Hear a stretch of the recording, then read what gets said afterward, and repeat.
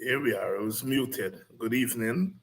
Welcome to Politics 101. We continue to cover the issues of the day. Still at the top of the news cycle is the recent visit of the Gladstone family um, and the discussions that have been ignited by that visit, and we've been given ample coverage of that issue. 1823, is still with us. It's an entire year at the 200th anniversary of that revolt, the Demerara slave revolt, they call it, Demerara slave rebellion, the Demerara slave revolution, Demerara revolution, whatever you call it. It's a significant milestone 200 years after what was one of the most brutal demonstrations of European inhumanity to Africans, man's inhumanity to man. So we are going to talk about that this evening. Lincoln Lewis is with us.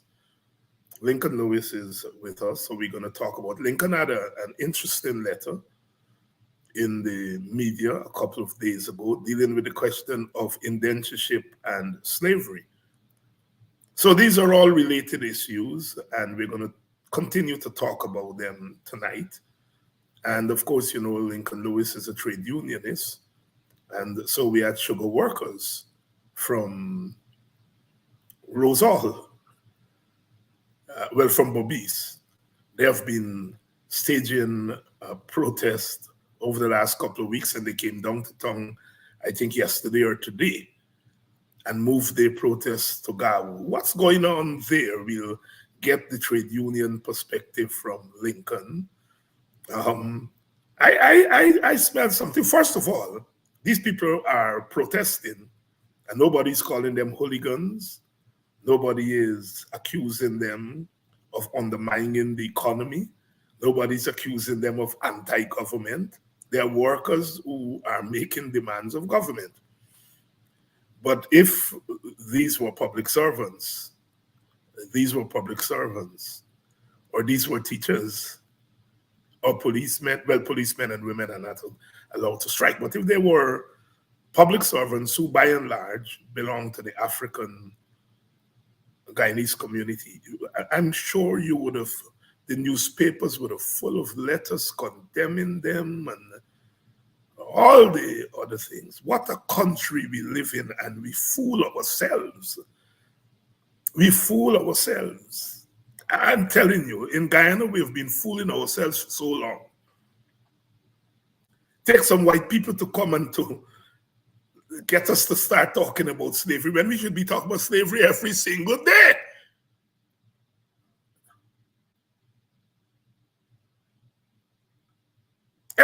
I'm proud to be a Guyanese, Yeah, very proud. It's the only civic space, the only nation state that I can call home, real home. They can throw me out of every other nation state. Can't throw me out of this place called Guyana. But my Guyanese identity has limitations. It can be taken away from me, Your Guyanese identity can be taken away from you by the state. The state grants you a piece of paper, a book called a passport, and it says you're a Guyanese citizen, and the state can take that away regardless of the fact that you're born in Guyana. We're doing education all the time here, and there are things we have to learn. You can voluntarily give up your Guyanese citizenship. You go to America, you take out the American passport. Guyana does not recognize dual citizenship. For all intents and purposes, most of you all are not Guyanese citizens because you take out your American or Canadian book. You give up your Guyana book. You're not entitled to the niceties of Guyanese citizenship anymore because Guyana does not recognize dual citizenship. That is why I always said to the politicians that to go and give up their green card, not green card, give up their blue book and so on the other day. They can take away your Guyanese citizenship from you. But all of you who have American citizenship, British citizenship, and Barbadian citizenship, and so on, you still consider yourself Guyanese. What is your link to this Guyana? Your link is those blackface, those of you who are Africans like you who live in, that's your link to Guyana. You no longer have a citizenship link. You have a kinship link. The Indian Guyanese in oh Lord, the Indian Guyanese in Queens who take out the American citizenship, their relationship to Guyana is their kinship with their Indian brothers and sisters. Let's be factual here, eh?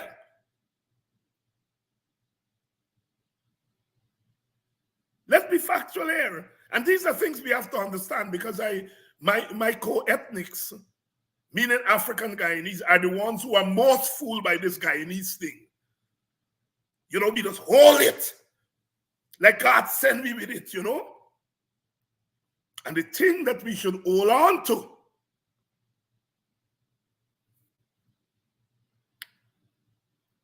short shrift. And every day we get beat up because of it. Every day we get denied because of it. Every day we get condemned because of it.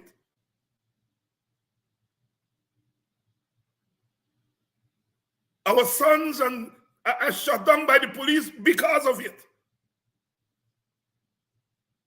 And when people like Lincoln Lewis and me talk about it, even some black people say we are racist. Well, I excuse them because they genuinely don't know the difference between racism and racialism.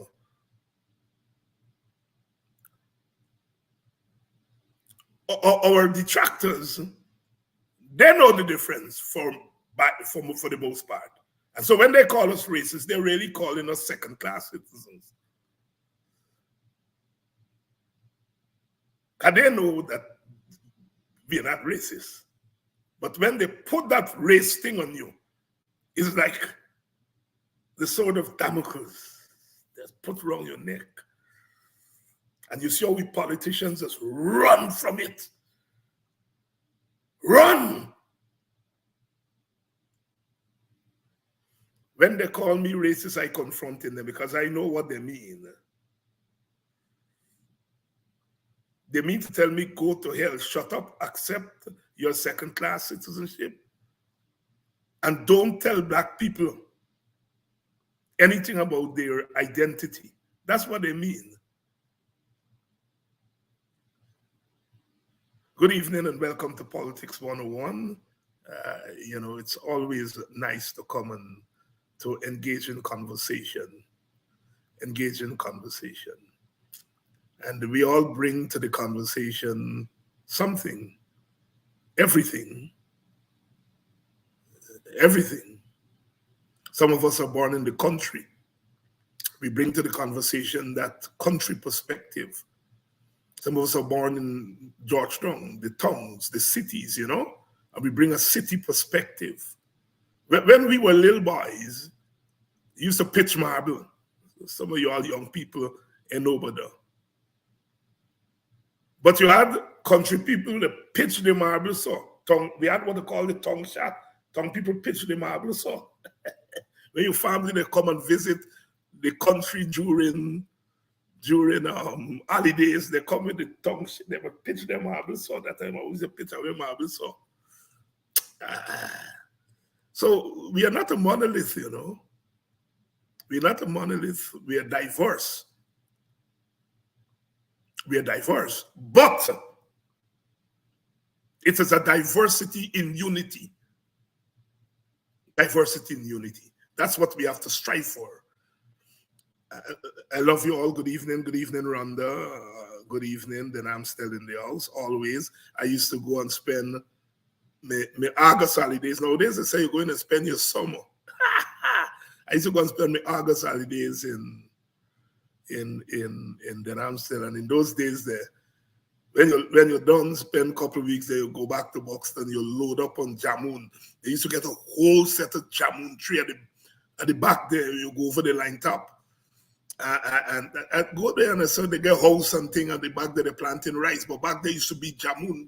Look, when you're done with, well, you know what jamun used to do? When jamun done with your mouth, you know, a lot of jamun in that place. And I used to love going there. My relatives there in Den Amstel, always a favorite place. Let me bring in my guest because he's getting restless.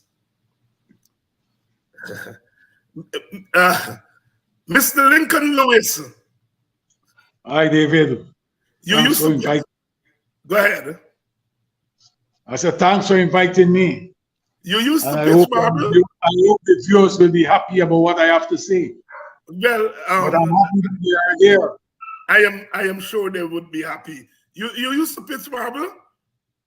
But I do all the things them. I hear you talking about jamu now. Is everything I eat, you know. And every tree I climb. Even when you climb the what do you call it? The guinea tree in the night. Yes. Sometimes they tree in the night and you break, and sometimes when you break a bunch, it's a bunch of marble you break. Look, as you know, I got family in 28, and my memories of 28 is not so much the trees and so on. It's cold. When you go to 28, you go to. I know what you're talking about. You're talking about beef. You know? Yeah. It's only now you see chicken in 28, you know. Our staple meat was beef and fish, pork. Yes. It's only now when they come to tongue eyes us with giving it wait for to eat. Exactly. Lincoln, let me get your opening salvo. What do you make your general comments about the visit of the Gladstone family to apologize to Guyanese for slavery and indentureship? What would you say is the largest significance of that visit? Let me say that I have been following this issue for some time. The Gladstones, their involvement in it. I remember earlier in the year they tried to get an opposition MP in Britain to ask the Prime Minister Sunak to apologize for slavery, and that Prime Minister refused. He did not. He said doing that will change the history of what Britain has been about all the years. A very simplistic argument. It was after that they start developing. They develop a committee, a team, to campaign for reparation. Even one of the members left her job with the BBC to join this team to start trying to bring people on board, because they see slavery as a very abominable thing while their families were involved in it. Their acts can be equated to that of Buxton, Wilberforce, and others who fought against slavery. Their acts today can be equated to that. You know, I'm encouraged from the perspective that they can they see the light and they are prepared to make amends for it. We cannot say those who committed it, they are dead. Their ancestors are prepared now, some of their ancestors are prepared now to work towards redeeming the image, the family image. And not only the family image, but see how they can help the descendants of slaves in some way. Because it has affected us, not only monetarily, we have lost millions, we have lost hundreds of thousands of people went over, died, and bodies were thrown overboard. The Atlantic has been, waters have been littered with the ancestors of the bones of our ancestors and their blood. While they may not be able to correct that, I believe that it is important that we must see them as allies. And we must see them as allies because let me tell you something, and let them and work with them, or they must work with us. We must set the agenda of what we would like to have. The Jewish community has not gone through what the African community has gone through in life. But they remember every day, they remember the Holocaust. They work to make sure that it's not being forgotten. We must make sure that this is not forgotten. In the civil rights struggle in the United States, there were whites who worked with the Black Americans. In that civil rights struggle. In every struggle, there are other races normally join. The race that is affected to pursue their aims and objectives. I believe that we should see them as a group who can join us in pursuit of what we would like to have. We shouldn't turn them away. The loudest voices who organize the picketing at the airport, I don't believe they have our interests at heart. They understand clearly what they are about. And for that reason, we should be working as a community, as the African community, together in cohesion, and make sure that what they bring, what they have done, is a public apology and unadulterated.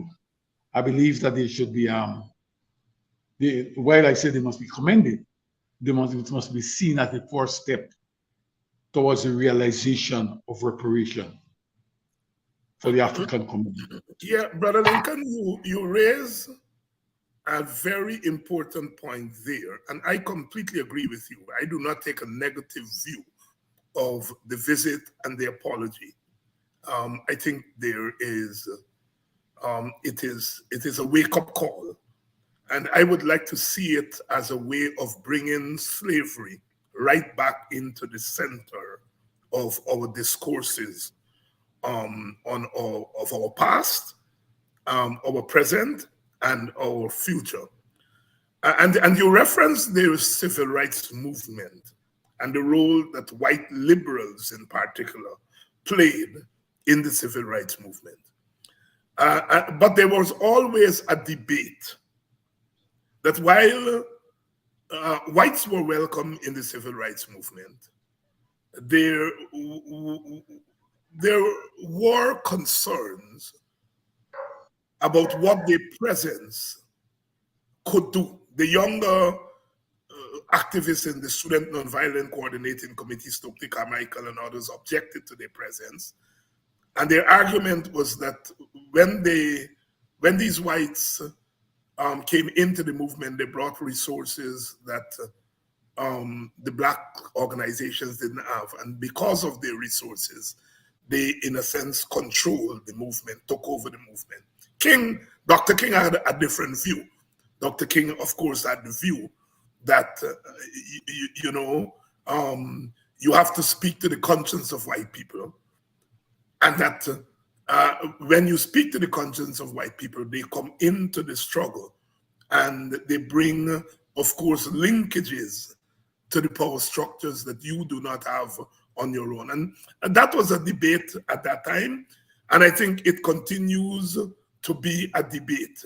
It is not so much of the presence of the Gladstones and other such families in England and the rest of Europe and the United States and so on, but it is the role that they play.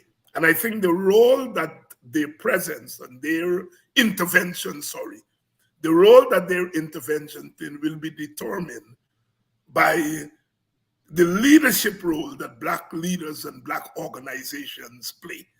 Because I think if Black leaders and Black organizations play their rightful role, then the intervention by the Europeans would not seen as the driving force of the movement. Any thoughts there? Let me say to you that this discussion about reparation, apology and reparation, is not something that is conceptualized today. It goes back to what Barney Grant said in the British Parliament already years ago, and Barney died a couple years well, asking for this apology. Let me say to you that I made a point earlier that we set the agenda. Let them work with us. Yes. Not we working with them. Let them work with us. We set the agenda. Let them work with us. This is what we like to have. I take on board the considerations by people like Stokely Carmichael and others. They saw it in a certain way. All this is seen within the context of behaviors in society. And while it may be manifest in one way at that time, these things still exist today. But we cannot close the door. All we have to do is take the precautions to make sure that we don't enter an area where there will be serious pitfalls. Serious pitfalls. Because I tell you this,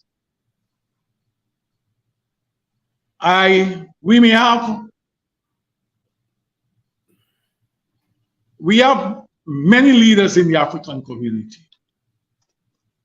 But on many occasions, we don't speak with one voice. And because we don't speak with one voice, it weakens the African struggle. Yeah. We have to decide what you have raised, dear David. It's very important.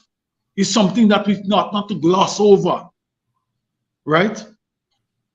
We need to decide which organization will be speaking on which issue, and where the policy direction for the African community will be not only conceptualized, but will be developed and finalized. We can conceptualize it in one organization, but we must decide at what level it will be refined and agreed upon. This brings me to the apology. Apology basically is an umbrella organization. The government has taken away all subventions from apology. It is not. Some people see it, when you talk with some people, they see it as well, they take it away because there are some people in apology who are politically motivated, right? As I was saying to somebody on Saturday last, politics is from the cradle to the grave. It depends on where politics will depend on where so a baby, the next baby born, or if the next baby will die, because politics determine if they will what pharmaceutical you get in the public hospital and how many doctors. This brings me to the point that when they took away the subvention, it is not because of the individuals who are there. They took it away because of for what Ipadaji represents as an organization. It's a Black African organization. So what they're doing is challenging the African community. Through the destruction of Ipadaji, it can weaken the strength of the community.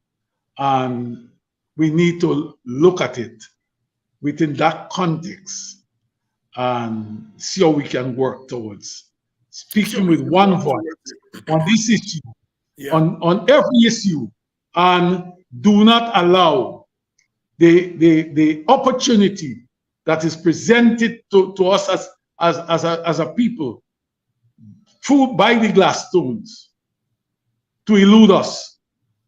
We can't allow anybody else to speak for us. The African community has to develop its agenda, its program, and put a strategy in place for engagement. Yeah, Lincoln, I know you participated. You participated in the event at ACDA. I think I saw you participating there. But are you satisfied? And I think you hinted at this in your comments a couple of minutes ago. Are you satisfied that there was a widespread consultation and involvement of Black organizations in this visit? And I don't want us to sound as though we are criticizing the organizers, because I think those who organize and get those people to come here, they did a tremendous job and they must be commended. But one, at least from my perspective, one could not help but notice that there was not very much involvement of the broad cross-section of the African Guyanese communities through their organizations and their leaders. Your take? Yes, Eric, David, we need to commend the guys who are involved in this project of taking time to bring this there. I'm going to tell you this. I learned about this issue about this visit through the media. Yeah. It is not the African organization that brought it to my attention. And I tried to insist that I be there. One of the things I saw, I had seen it from the outset as something that is closed door. And if I could see it so, what the wider man in the street will see. I believe that we did not have the level of consultation among the African organization and African leaders that we could have been speaking to the Gladstones across the team. The morning when I got there, I've got the impression as I speak with leaders, I got the impression that this thing is about, it's something cultural. It's a cultural program. It's a program to talk about, to deal with some issues, and not to deal with the issues that impact the well-being of the African man out there. For us to, what we didn't have is a document at the end of time that we could have presented to the Gladstones on behalf of the African community. And the Reparation Committee of Guyana would have taken guidance from to work on our behalf. We haven't that. We didn't work on it. That's what I'm saying. Now we have a number of leaders, but we speak with different voices. Yeah. We have different voices. But I'll tell you what, we learn from our errors. Right. And I hope that all of us, this is a lesson for all of us.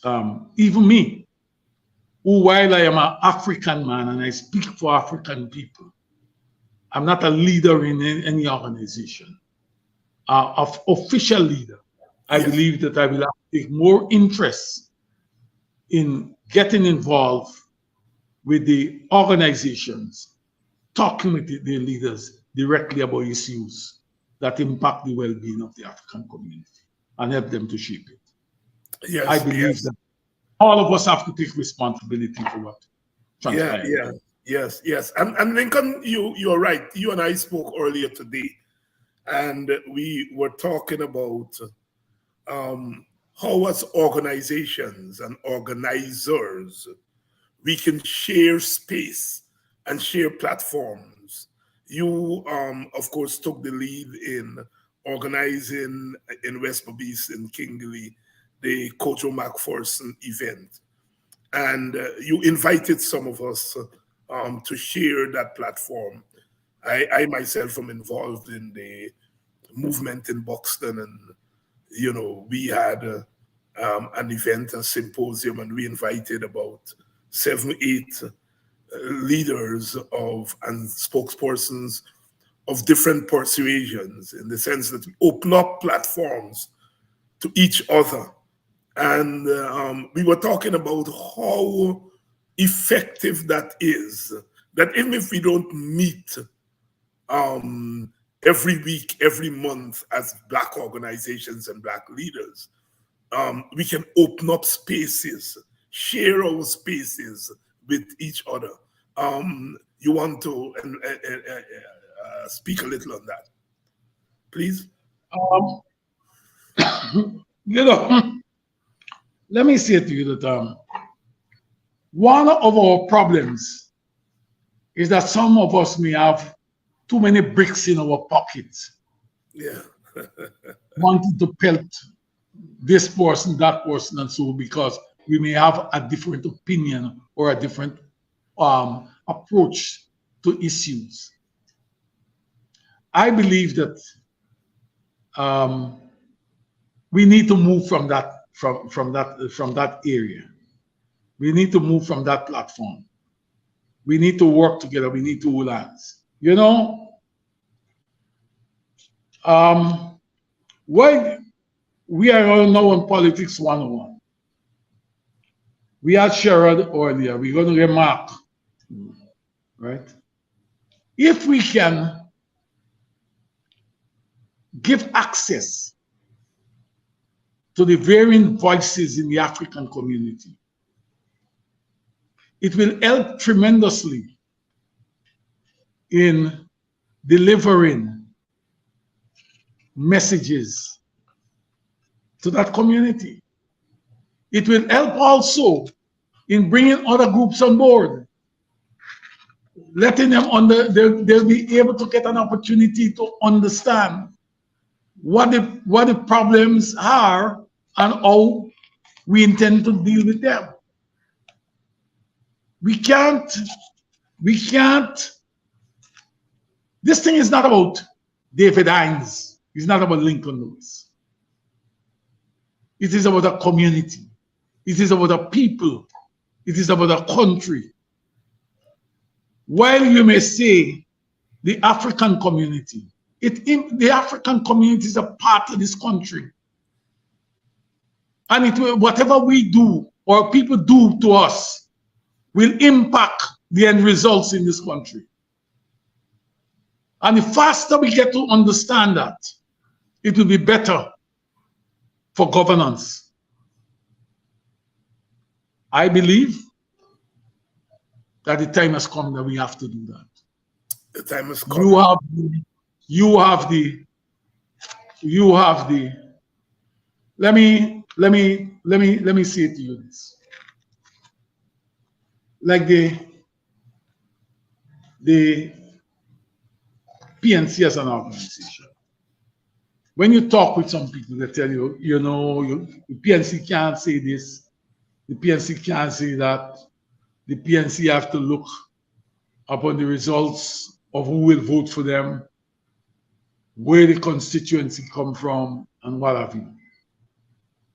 I do not believe that even in the PNC they have done what you call, they have done basic arithmetic. I don't believe they did that. Mm-hmm. When you have the national census say that 29% of this country are African people, and the PNC draw its support from the African base. Okay? But the PNC get approximately 50% of the votes. Or we get 50% of the votes. That's right. When 40-something% of it are those people, when the PVP is 40-something% of the people in this country, they said are East Indians, and the PVP draw the vote from it. That's the PVP base.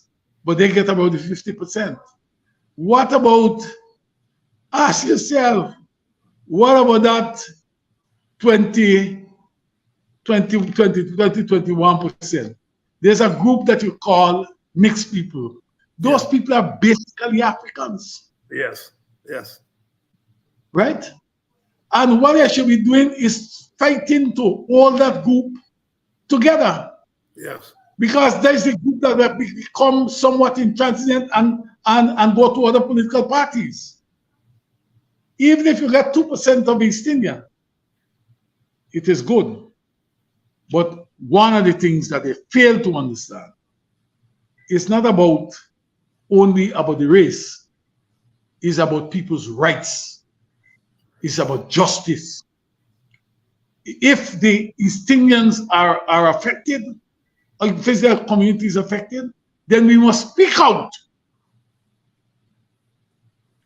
against the injustices meted out to them. If the African community is affected, we must speak out stridently against what is being done.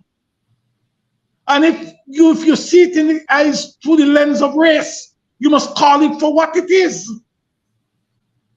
You can only be truthful, or people will only trust you when you are truthful to what you believe in, truthful in what you say to them.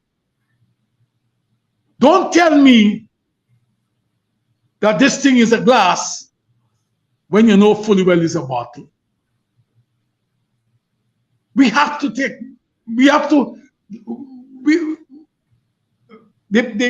PNC, for instance, the politics has to be recalibrated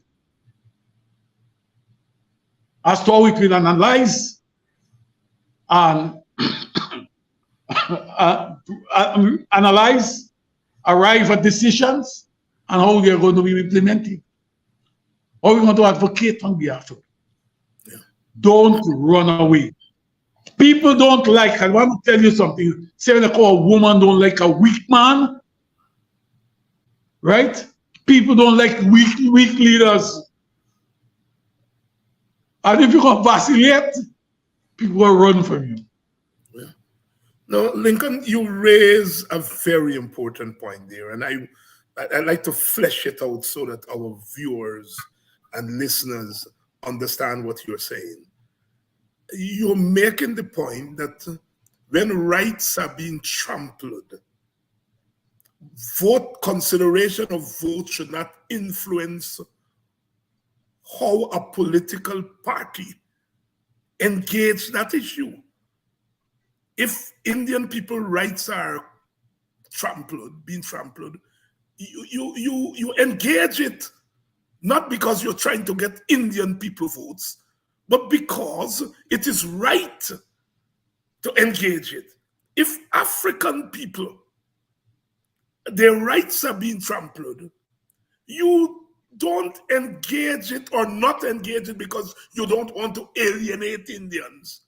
I don't want to alienate Indians, so I'm not going to talk about African people rights being trampled.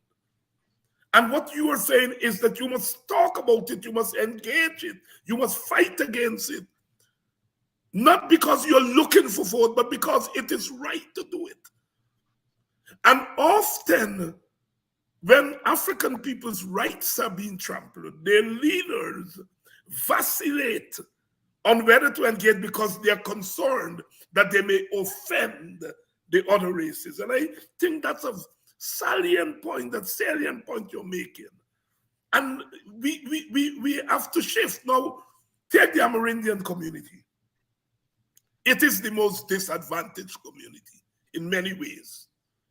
But if you notice the other day, when Amerindians were on, whether it's the fire, whether it's the alleged rape of the child, you found the African community standing with the Amerindian community because the Africans' rights are being trampled, and so they spot very clearly that the rights of Amerindians are being trampled upon.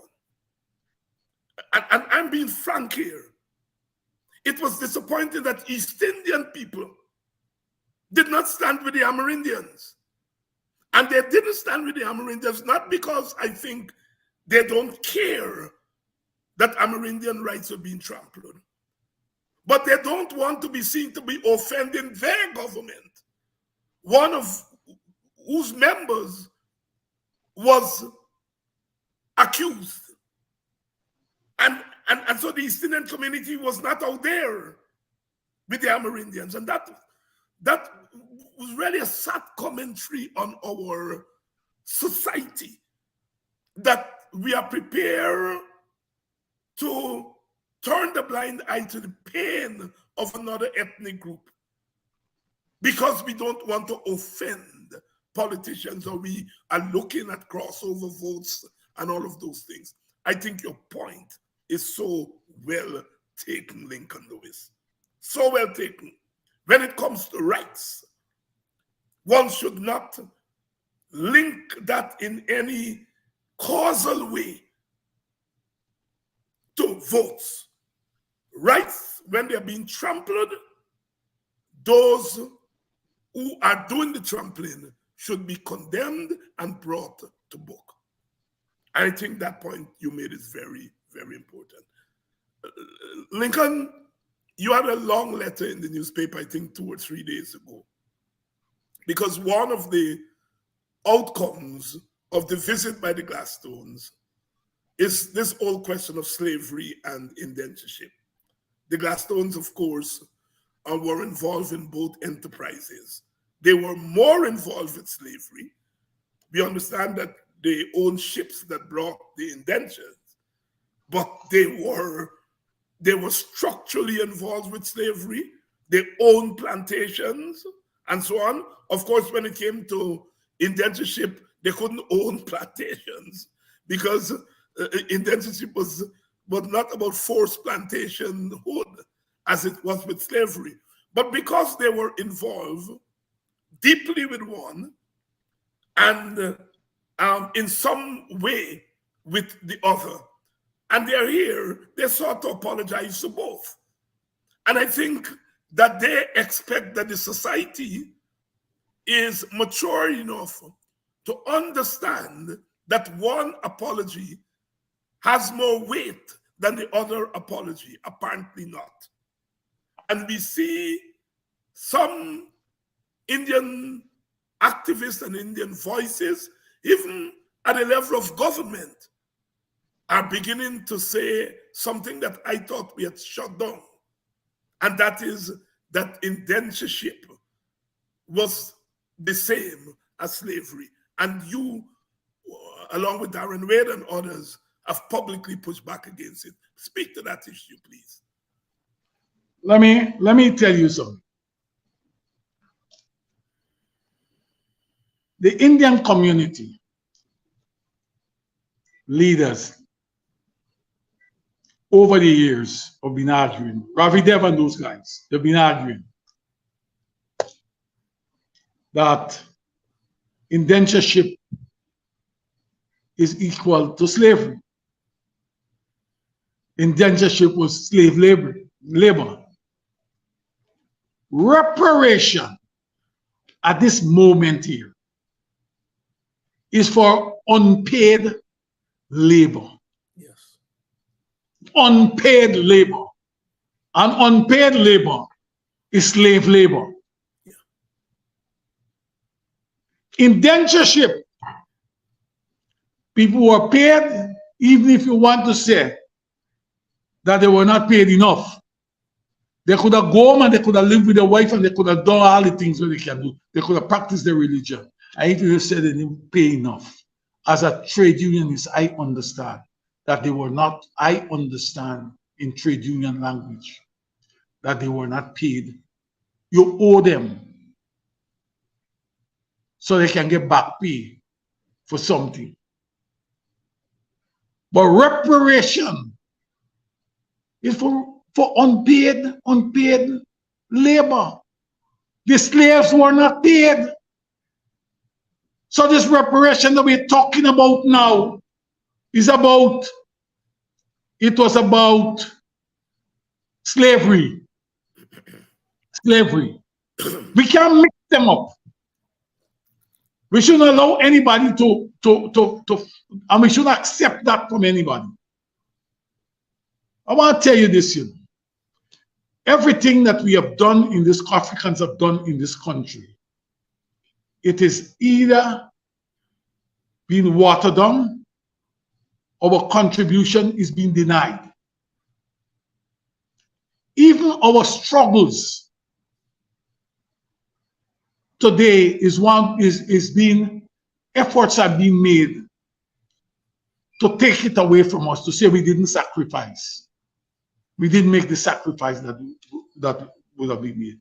It was they who made the sacrifice. That's why, remember, there was a man who said that if Indians didn't come to this country, what would have happened? You would not have seen development. Yes.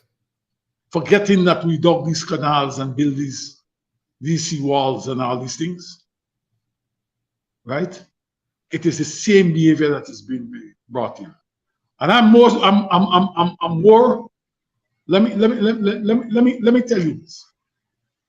I listened to the president's address. The president was out of order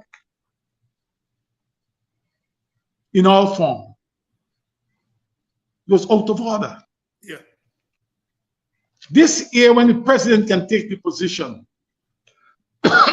to tell us, to make mention of indentureship in his presentation, when fully well aware that reparation is about slavery,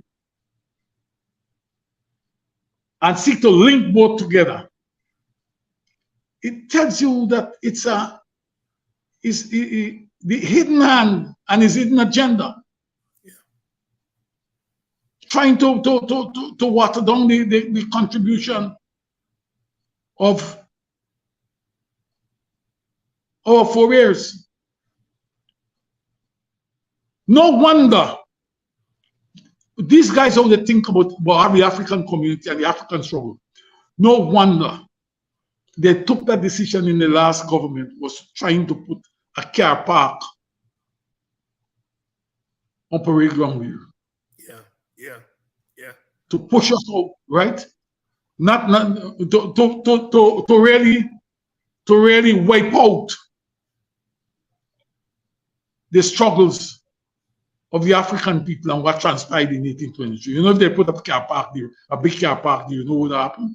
We would not have had the opportunity for 2 Fridays ago to stand on that park to remind the world about the contribution and the struggles of the African people and the 1823 revolution. They could not, you know. So it's nothing, these guys are organized and they intend, regardless of the circumstances, to galvanize their program to wipe out the history of the African man in this country. We have to tell them where to get off. I am not surprised at what President Ali said. I am only more indignant about his behavior. He can conceptualize it, but when you want to play it out, tells you what man we're dealing with. While we're talking about 1823, and he talking about telling the world what the Gladstones must do. Yes. And he said the Gladstones are their own success estate. It is the same estate that in 2020, after they came to power, they sent the police with dog and they flood the estate to get rid of Africa, to get rid of Guyanese. Right? You are telling me now that Gladstone must pay reparation for that, for what was done at the estate during slavery, right? What was done during indentureship. But you doing it. You are the new master. You are the new Gladstone. You are the new Gladstone doing it. All the transgressions that are being done here now, he said they must be charged posthumously. Well, we ain't have to go back there. They should be charged for the things that they're doing now. Look, what about the African? What about the ancestral lands? Address those type of things. If you believe, or finally believe in reparation, then let me address this whole issue of ancestral land. Allow people who get paper for the land, let a mechanism be put in place for the families to take possession of the land. Where there may be, people may have occupied ancestral land, we must see how they can be, in some cases, they can be rewarded at market value for the land. Look at those type of things. Don't tell me, don't remind me about the Gladstones, because I am confident now, based on what the president has said, that he believes that the African community must not benefit from reparation. Lincoln Lewis here. Believe in that. Yes. Then his government would not have put those people at the airport. Let me tell you something. I'm not a religious man. I'm a God-fearing man. I want to tell you this. It's the Ali Jagdeo government that facilitated that picketing exercise at the airport. Yes. Yes. They did it. Yes. They provided the resources for it. Yes. Okay? Don't tell me about don't picket the Gladstones and cussing them. You do what you should be doing to make Africans and other Guyanese comfortable in this country. Yes. Don't run me off we land. It was this PPP government that bulldozed the farmlands at the back of Buxton under the guise that we're fighting crime. When the bulldozed there, they killed the mango tree, the guava tree, and everybody. Where does people have to go after? They gotta go somewhere else and buy mango. Think about what they do. These are the economic the challenges that we have. And the question here about collective bargaining. Look, the teachers, They don't talk to them because it's a big group of African people, public servants, the same thing. They don't talk with the Bauxite Union. Look, those people who in 2020 were terminated in BCGI, of which the government is a shareholder. A Bauxite Company Guyana Cooperative. Government is a shareholder. They robbed them hand over fist. We write this government, the Ministry of Labor, talk to this minister. Right? Talk to the minister who behaving as if he's a slave owner. Right? Give all the commitment that he's going to address it. But he find time to cuss out the leaders of the trade union rather than addressing that thing where we rob the people them. We want correct payment for them. Think about what we're doing. Yeah. Lincoln Lewis Look, here tonight. these guys, look, the co-ops. You know why they're controlling the co-ops? Many of these co-ops have hundreds of acres of land under them, under their control of their own. But you know what they're doing now? They start to distribute those lands to their friends and families. Who are the people who are in those co-ops? In excess of 80% of those people are African people. What you're doing is stripping the African community of its wealth. And the next thing you want to tell me that the African man is a lazy man. Lincoln, you're so right. What we saw from the president and the PPP is nothing but trying to pimp the African Guyanese situation and trying to make political mileage out of it. Because you talked about the hidden agenda and the hidden hand.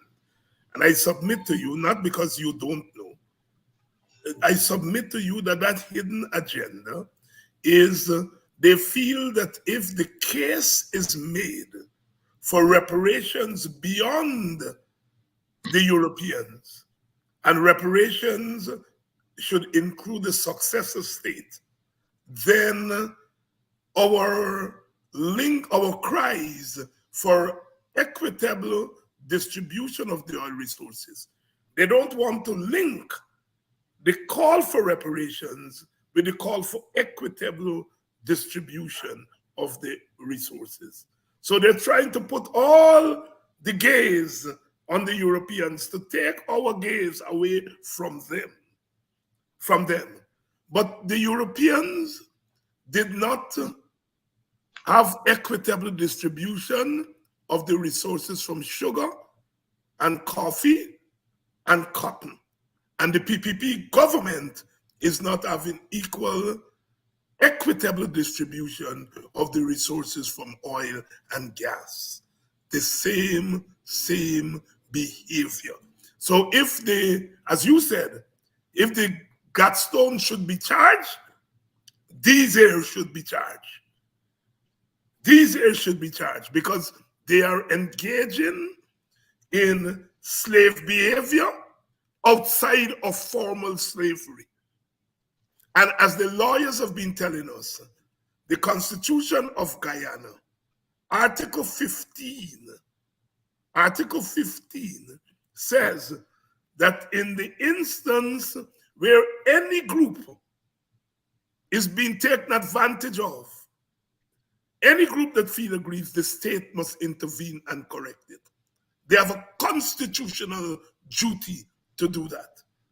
Lincoln Lewis, let me ask you a question that is a little bit unrelated to what we've been talking about all night. These workers, sugar workers in Berbice, who are now being asked to go back from Blaymont and Albion to Rosal Estate, and they've taken to the streets, and they've come to Georgetown, they're picketing their own union. What's going on there? First of all, tell us the trade union narrative that's going on, the plain trade union narrative. And then what is the political narrative? Because I rather suspect that the trade union narrative is not necessarily consistent with the political narrative. But over to you. Let me say to you that what is happening. I've listened to the cries of these people. We have had this whole question here of they're calling for redundancy. They're calling for that money. We have had it when they closed Diamond and they carry the workers to LBI, right? When they carry the workers there, the workers were saying that during the agreement says that if you're moving me from this place to that place, after a certain mileage, I gotta get some money. Either you give me redundancy, or if I go in, you gotta pay me some money. There are two cries in this struggle here. While Rosal Kanji was closed, what they did, these people are saying, look, you pay me redundancy. If you want we work, let me start afresh, but the money too small. The money that you're paying us too small. What they are virtually saying that the wages in the sugar industry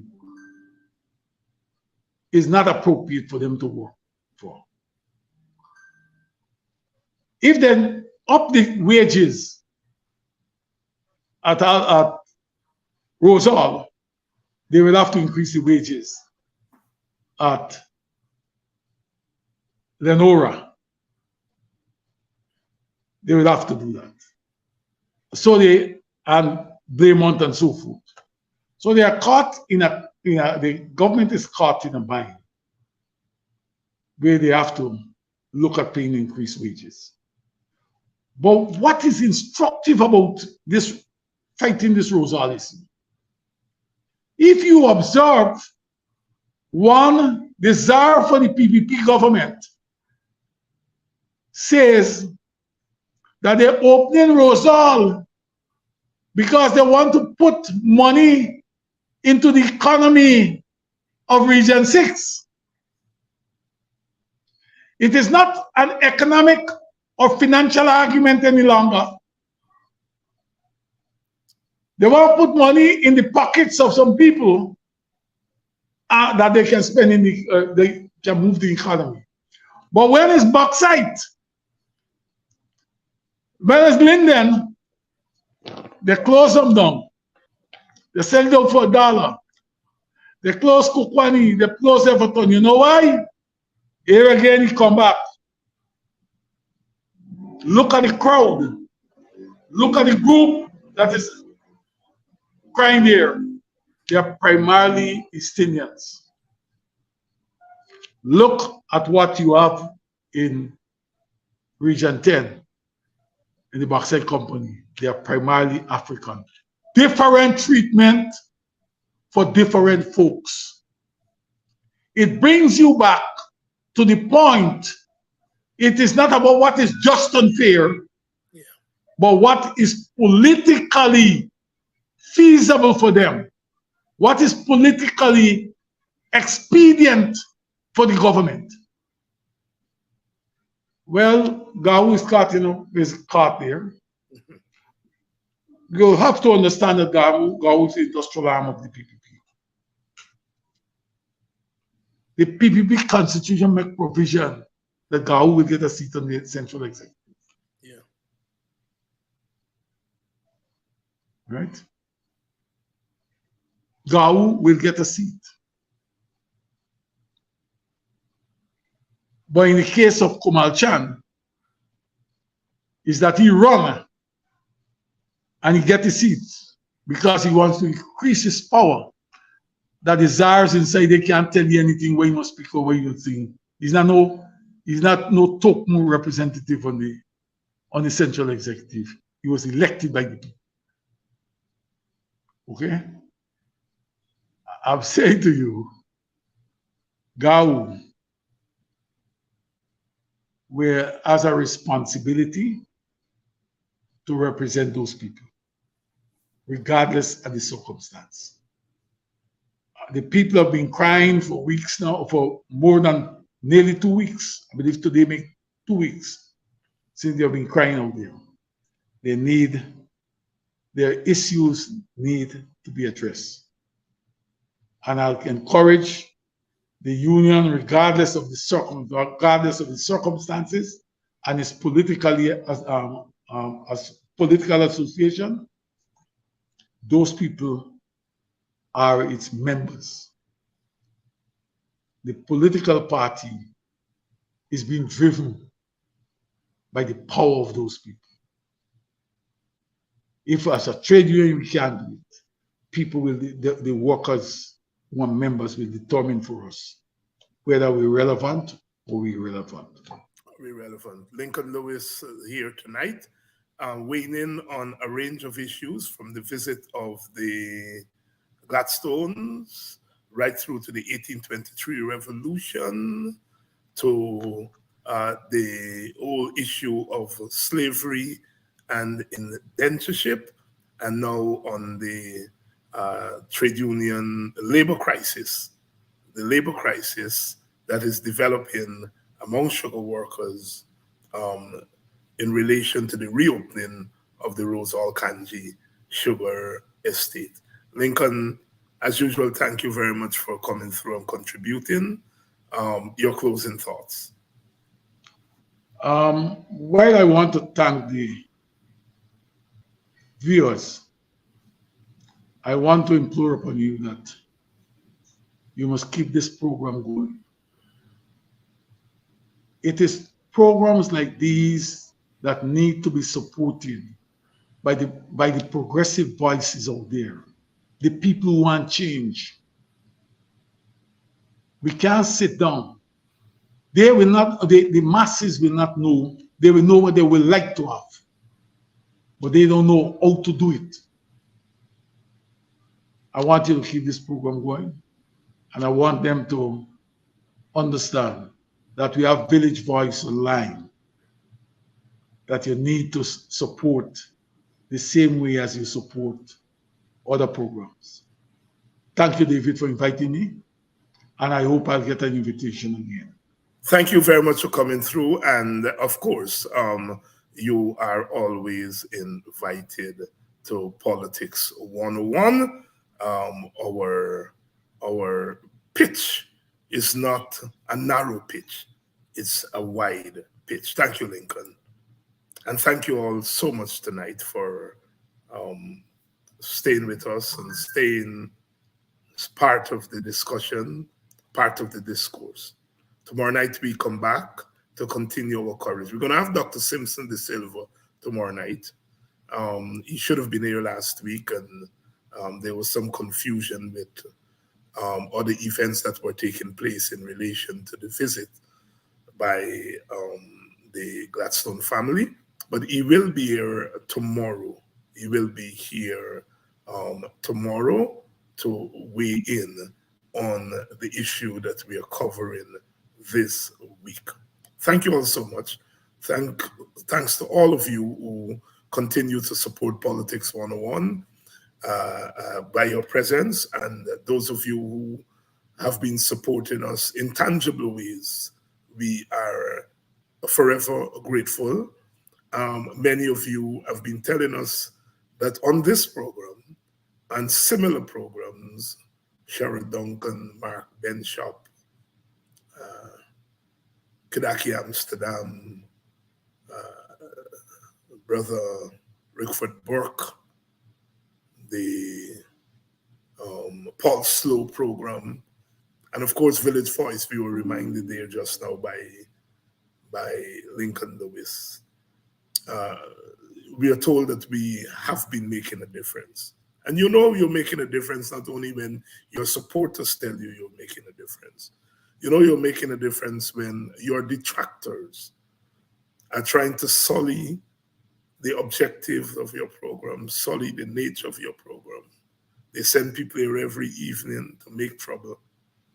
We know we're doing something useful and perhaps more than useful. It's a conversation, and conversation is part of mobilization. And mobilization is part of a plan, a plan, a plan. At the end of the day, our country has to become a space where all of its peoples, from the various groups, ethnic groups, racial groups, social groups, gender groups, where all of its people feel a sense of security. And we are saying the one-party government has proven inadequate to providing security for all of the people. No government that has 50 point something, less than 51% of the vote, should be able to tell us that they are not going to speak to the leadership that represents the other 50%.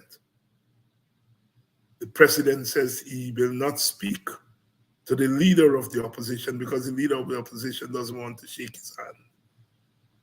That is the kind of petty, infantile leadership that we are getting from this government. They didn't want to talk to Harman because Harman didn't recognize the legitimacy of their government. Now they don't want to talk to Norton because Norton not shaking their hand.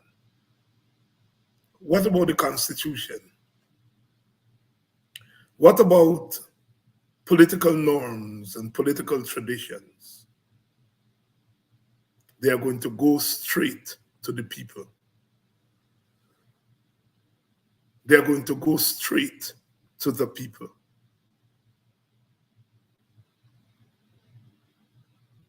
What it means is that they are going to go to the people behind the backs of their leaders, whether the people like it or not. People didn't vote for you. They don't want you to come straight to them. They vote for somebody and vote for some party. And they want that party or parties to come to them. That's why they vote them. They're their representatives. You are going to go straight to the people. Go straight to your people. And let Mr. Norton go straight to his people. And you, Mr. Norton, sit at the table. And that table has to become a permanent table where all of the representatives sit. It has to be a table where 51 must mean 51 and 49 must mean 49. 51 must not mean 100 and 49 means 0.